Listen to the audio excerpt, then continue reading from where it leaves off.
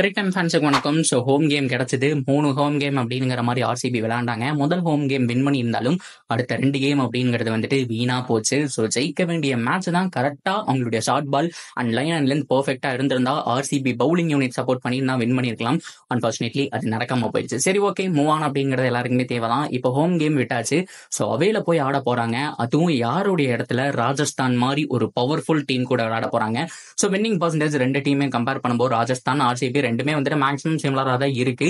So ஆர்சிபினால ராஜஸ்தானை win பண்ண முடியுமா, என்ன பண்ணணும், என்ன மாதிரியான பிளேயிங் 11 வரணும், ஸோ இந்த மேட்ச்லயாவது பில் ஜாக்ஸ் இருப்பாரா மாட்டாரா அப்படிங்கிற எல்லா டீடைலையும் இந்த வீடியோல பார்த்து தெரிஞ்சுக்கலாம். அதுக்கு முன்னாடி ஃபர்ஸ்ட் டைம் சேனலுக்கு வரீங்கன்னா மறக்காம சப்ஸ்கிரைப் பண்ணி சப்போர்ட் பண்ணுங்க. அப்போ அப்டேட் எல்லாமே வந்து சேரும். சரி, வாங்க வீடியோக்குள்ள போலாம். ஆர்சிபியை பொறுத்த வரைக்கும் நான் மறுபடியும் அரசமாவே தான் அரைச்சிட்டு இருக்கேன். ஆனா இதை சரி பண்ணாதான் வின் பண்ண முடியும் அப்படிங்கறத நான் ஃபர்ஸ்ட் சொல்லிக்கிறேன். ஏன்னா ஹோம் மேட்சஸ் லூஸ் பண்ணும்போது நீங்க பாத்திருப்பீங்க, ஃபர்ஸ்ட் மேட்ச் வின் பண்ணிட்டாங்க. அதாவது சென்னை சூப்பர் கிங்ஸோட ஒரு அவே மேட்ச்ல லாஸ் ஆனதுக்கு அப்புறம் ஸோ ஹோம் கேம் வந்த உடனே வின் பண்ணிட்டாங்க. ஆனா அதுல ஷார்ட் பால் நிறைய யூஸ் பண்ணாங்க. ஸோ விக்கெட் டேக்கிங் ஆப்ஷன் அப்படிங்கிறது கிடைச்சது. அல்சாரி ஜோசப் ஃபர்ஸ்ட் 3 ஓவர் அப்படிங்கறத நல்லா போட்டு கொடுத்தாரு. ஸோ இதனாலேயே ஏகப்பட்ட பிளஸ் பாயிண்ட் இருந்துச்சு. அண்ட் டிகே உடைய பினிஷிங் அதுதான் ரொம்ப ரொம்ப முக்கியம். பேட்டிங்ல பார்த்தோம் அப்படின்னா தினேஷ் கார்த்திக் அவுட் ஆயிருந்தாருன்னா அந்த மேட்ச் முடிஞ்சிருக்கும். இருந்தாலும் அனுஜ் ராவத் அண்ட் தினேஷ் கார்த்திக் பார்த்தோம் அப்படின்னா நல்ல பார்ட்னர்ஷிப் போடுவாங்கன்னு எதிர்பார்த்தோம். ஆனா டிகே ஒத்தாளா நின்று அதை முடிச்சு கொடுத்துட்டாரு. லோம்ரோருடைய கடைசி பார்ட்னர்ஷிப் பார்த்தோம் அப்படின்னா நல்லாவே இருந்தது. ஸோ அதுதான் அந்த ஹோம் மேட்சஸ் அவங்க வந்துட்டு வின் பண்ணாங்க. ஸோ 3 மேட்சஸ் இருக்கும்போது இதுல முதல் மேட்ச் வின் பண்ணிட்டாங்க. ஸோ மீதி இருக்கக்கூடிய 2 மேட்ச் வின் பண்ணக்கூடிய மேட்சா இருந்தது. பட் இருந்தாலும் பவர்ஃபுல்லான 2 டீம் எல்ஆர்ஜி அண்ட் கேகேஆர், இந்த 2 டீம் கூட லாஸ் பண்ணதுக்கு காரணம் அந்த ஷார்ட் பால் பிரச்சனை தான். ஆர்சிபியோட ஹோம் கிரவுண்ட்ல வந்து விளையாடுறாங்க. பட் இருந்தாலும் இந்த பிச் கண்டிஷனை நல்லா தெரிஞ்சு வச்சிருக்காங்க. என்னதான் பேட்டிங்க்கு சாதகமா இருந்தாலும் ஸோ இந்த இடத்துல நம்ம யாக்கரோ அது மட்டும் இல்லாம வந்துட்டு இந்த செட் பண்ணி எடுக்கிறதோ இதெல்லாமே தாண்டி நம்ம பவுன்சர்ஸ் அதிகமா யூஸ் பண்ணோம். ஒரு ஓவருக்கு 2 பவுன்சர் இருக்கு. ஸோ அது மட்டும் இல்லாம முக்கியமா ஷார்ட் பால் பாடி லைன்ல போட்டோம் அப்படின்னா கண்டிப்பா விக்கெட் டேக்கிங் அப்படிங்கிறது சின்னசாமியில பாசிபிள்னு சொல்லிட்டு இவங்களும் போட்டு காமிச்சிருக்காங்க. கிட்டத்தட்ட கேகேஆர் 56%, எல்ஆர்ஜி 66% யூஸ் பண்ணியிருக்காங்க. ஸோ அதனாலதான் அவங்க அந்த கேமை வின் பண்ணியிருக்காங்க. பிகாஸ் விக்கெட் விழுந்தது எல்லாமே கிட்டத்தட்ட ஆல்மோஸ்ட் 2 டீமே கம்பைன் பண்ணி பார்க்கும்போது 90% ஷார்ட் பால்ல தான் விழுந்திருக்கு. ஸோ மேக்ஸ்வெல்லுடைய விக்கெட் பார்த்திருப்பீங்க. இன்னும் ஏகப்பட்ட பேட்ஸ்மேனை சொல்லிட்டே போயிட்டு இருக்கலாம் 2 மேட்சையும் சேர்த்து. பட் இருந்தாலும் ஆர்சிபி அதை கரெக்டா ஃபாலோ பண்ணல. ஸோ அல்சாரி ஜோசப் அவர் வந்துட்டு பவுன்சர் நல்லா போடுவாரு. பட் இருந்தாலும் அவர் யூஸ் பண்ணல. ஸோ செகண்ட் மேட்ச் ரீஸ்டாப்லி கொண்டு வந்தாங்க. ரீஸ்டாப்லி பொறுத்த வரைக்கும் 3 ஓவர் செமையா போட்டாருங்க. ஃபைனல் ஓவர்ல அடி பிரிச்சுட்டாங்க. ஆனா 3 ஓவர் உண்மையுமே நல்லா இருந்துச்சு. ஸோ அவரும் பார்த்தோம் அப்படின்னா ஷார்ட் பால் அதிகமா போட தவறிட்டாரு. நிக்கலஸ் பூரானுக்கு ஃபுல்லாம வைடு ஆகிறதுக்கு பதிலாக வைடு ஃபுல் டாஸ் போட்டு இருந்தாரு.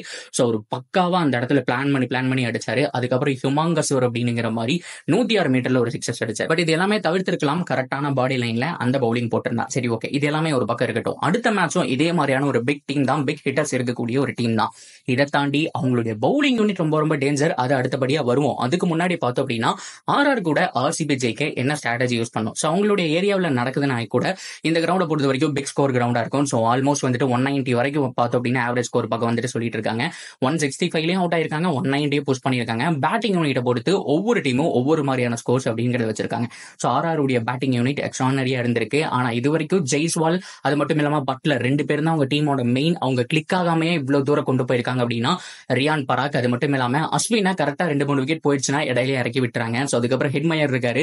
ஸோ இன்னும் யங்ஸ்டர் 2 பேர் இருக்காங்க. அண்ட் ரியான் பராக் உண்மையாலுமே பார்த்தோம் அப்படின்னா ரியானை பொறுத்த வரைக்கும் ஸோ ஓவர் ஆட்டிடியூட் காமிக்கிறான் அந்த மாதிரிலாம் சொல்லிட்டு இருந்தாங்க. ஆனா நிறைய இம்ப்ரூவ் பண்ணியிருக்காரு கடந்த ஒரு 3 வருஷத்தை கம்பேர் பண்ணும்போது. எப்பவுமே ஒரு 50 அடிப்பாரு ஒரு சீசன்ல, அது அவ்வளவுதான் போகும்போது. ஆனா இந்த சீசன் நின்று 2 கேம் மேட்ச் வின்னரா இருந்திருக்காரு. இது ஒண்ணுமே போதும். ஆர்ஆர்ல கிட்டத்தட்ட அடுத்த ஒரு 3 வருஷத்துக்கு ஒரு இடம் இருக்குங்கிறதுல மாற்றமே கிடையாது. ரவிச்சந்திரன் அஸ்வின் அவருடைய எக்ஸ்ட்ரானரி பவுலிங்கை தாண்டி பேட்டிங்ல கான்ட்ரிபியூஷன் நல்லா இருந்திருக்கு. ஒரு 20 பால் பிடிச்ச ஒரு 37 ரன் இந்த மாதிரி அடிச்சு கொடுத்துட்டு போயிடுறாரு. இல்ல விக்கெட் போகாம ஸ்டேபிளா ஆடணுமா அதையும் பண்றாரு. ஸோ அந்த அளவுக்கு நல்லா இருக்கு. அண்ட் சிம்ரான் ஹெட்மயர் ஆல்மோஸ்ட் கிட்டத்தட்ட ஓப்பனிங் பார்ட்னர்ஷிப் கிளிக் ஆகாமே அந்த டீம் நல்லா இருக்காங்க. இதுக்கு காரணம் பவுலர்ஸ் தான். கிட்டத்தட்ட 160 டார்கெட்டா இருந்தாலும் சரி அதை டிஃபெண்ட் பண்ண முடியும் அப்படிங்கிற மாதிரி ஆவேஸ் கான் இருக்காரு. ஸோ அது மட்டும் இல்லாம ட்ரெண்ட் போல் ரொம்ப ரொம்ப முக்கியங்க. ஸோ ஃபுட்பால் ஸ்கோர் கார்டு எத்தனை பேர் கேள்விப்பட்டிருக்கீங்கன்னு தெரியல. அதை உருவாக்குறது அதாவது ஆர்டிஸ்ட்னு சொல்லுவாங்க இல்லையா, அது வேற யாருமே கிடையாது, ட்ரெண்ட் போல் தான். ஸோ ஃபர்ஸ்ட் ஓவர்லயே மேக்ஸிமம் விக்கெட் எடுக்கிறதுக்கான சான்ஸ் அப்படிங்கிறது ஹைலி பாசிபிள். இது மட்டும் இல்லாம சகல் இருக்காரு, அஸ்வின் இருக்காரு. அவங்களோட ஸ்பின் டியோ அப்படிங்கறத தொடர்ந்துட்டே இருக்கு. சகல் எக்ஸ்ட்ரானரி ஃபார்ம்ல இருக்காருங்க. ஸோ ஃபர்ஸ்ட் போட்டிருந்த அந்த 2 மேட்சும் வந்துட்டு நல்லாவே போட்டிருக்காருன்னு சொன்னோம். இதை தாண்டி அவங்க மறைஞ்சு வச்சிருக்கக்கூடிய ஒரு வெப்பன். ஸோ அது மட்டும் இல்லாம யாருமே எக்ஸ்பெக்ட் பண்ணாம கடைசி நேரத்துல தான் வந்து இந்த டீம்ல ஜாயின் பண்ணாரு. ஆனா இந்த அளவுக்கு பவுலிங் போடுவாருன்னு எக்ஸ்பெக்ட் பண்ணவே இல்லை. 150 அப்படிங்கறத அசால்ட்டா டச் பண்றாரு. கான்ஜே பர்கர் அவர் தான். ஸோ பர்கரை பொறுத்த வரைக்கும் கலர் முதல் கொண்டு உண்மையாலுமே அந்த டீமோட உருகி போயிட்டாரு. ஸோ அந்த அளவுக்கு பவுலிங் பர்ஃபார்மன்ஸ் அப்படிங்கிறது இருக்கு, நல்லா போட்டிருக்காருங்க. ஸோ கண்டிப்பா இந்த டீம் ஒரு எக்ஸ்ட்ரானரி டீம் தான். ஸோ இப்படியே கம்பேர் பண்ணி ஆர்சிபியை நம்ம ஒப்பிட்டு பார்க்கும்போது என்ன இருக்குது, அந்த டீம்ல என்ன இருக்கு அப்படின்னு நீங்க கேட்டீங்கன்னா, ஸோ ஓவராலா இந்த கிரவுண்ட்லயும் அவங்க ஓரளவுக்கு ரெக்கார்டு வச்சிருந்தாலும் ஸோ ஓப்பனிங் பார்ட்னர்ஷிப் கிளிக் ஆகணும். ஸோ மிடில் ஆர்டர்ல ஒன்னு விராட் கோலி அடிச்சாதான் உண்டுங்கிற மாதிரி தான் இந்த சீசன்ல எல்லா கேமும் போயிட்டு இருக்கு. ஸோ அவரு விட்டுட்டாரு அப்படிங்கிற பட்சத்தில் மிடில் ஆர்டர் கேரி பண்ணி கொண்டு போக மாட்டேறாங்க. ஸோ ஒரே மேட்ச் டிகே கொண்டு போனதை பார்க்க முடியுது. ஆனா அதுக்கு முன்னாடி இருக்கக்கூடிய ஜாம்பவான் பிளேயர்கள் Cameron Green, Maxwell. So Cameron Green ஒரு நல்ல இன்னிங்ஸ் ஆனார் 20 பாலுக்கு 33 சொல்லிட்டு. ஆனா அதெல்லாம் பத்தாது. ஸோ அதை தாண்டி மேக்ஸ்வெல் சுத்தமா ஃபார்ம் அவுட்டுங்க. ஸோ வேர்ல்ட் கப்ல பார்த்த ஒத்த கால் உடச்சிட்டான் மேக்ஸ்வெல்லா இது அப்படிங்கிற மாதிரி தான் கேட்க தோணுது.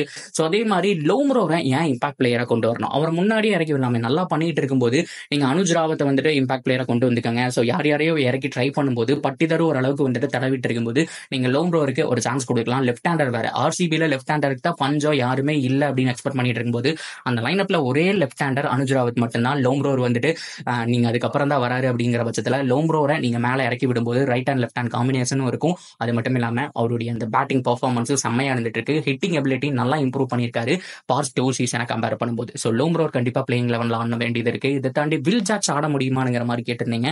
ஸோ இம்பாக்ட் பிளேயர் ரூலை பொறுத்து தான் வில் ஜாக்ஸ் ஆட முடியுமா அப்படிங்கிற சொல்ல முடியும். ஏன்னா கேமரூன் கிரீனும் வேணும், வில் ஜாக்ஸும் வேணும் அப்படின்னு நம்ம எக்ஸ்பெக்ட் பண்ணிட்டு இருக்கும்போது ரெண்டு பேரையுமே ஆட வைக்க முடியாது. ஏன்னா ஃபேப் டு பிளஸிங் மேக்ஸ்வெல் கன்ஃபார்ம் இருப்பாங்க. ஸோ அது போக ஒரு ஃபாரின் ஃபாஸ்ட் பவுலர் இருப்பாங்க.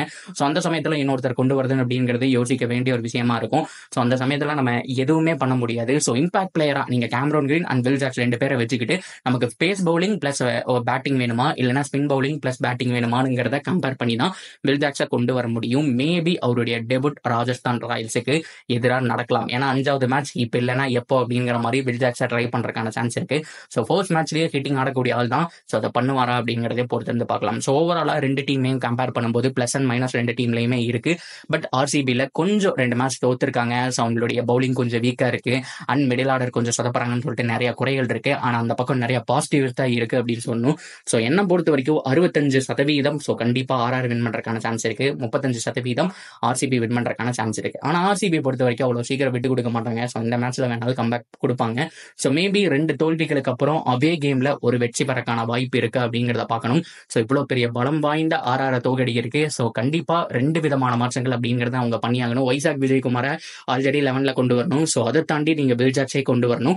அண்ட் பவுலிங் யூனிட்ல நீங்க நல்லா பார்க்கணும். ஸோ ஒன்னு ஃபெர்குசனை கொண்டு வரலாமா இல்ல ரீஸ்டாப்லயே இருக்கலாமாங்கிற முடிவு மட்டும் பெர்ஃபெக்ட்டா இருந்தது அப்படின்னா ஸோ ஒன்ஸ் அகைன் ஆர்சிபி மறுபடியும் புஷ் பண்ணி மேலே போறதுக்கான சான்ஸ் இருக்கு. நடக்குது அப்படிங்கிறத பார்க்கலாம். ஸோ நீங்க ஓவராலா என்ன நினைக்கிறீங்க அப்படிங்கிறத சொல்லுங்க. தொடர்ந்து அப்படி இருக்கு சேனலோட இணைஞ்சிருங்க. மறக்காம சப்ஸ்கிரைப் பண்ணி சப்போர்ட் பண்ணுங்க.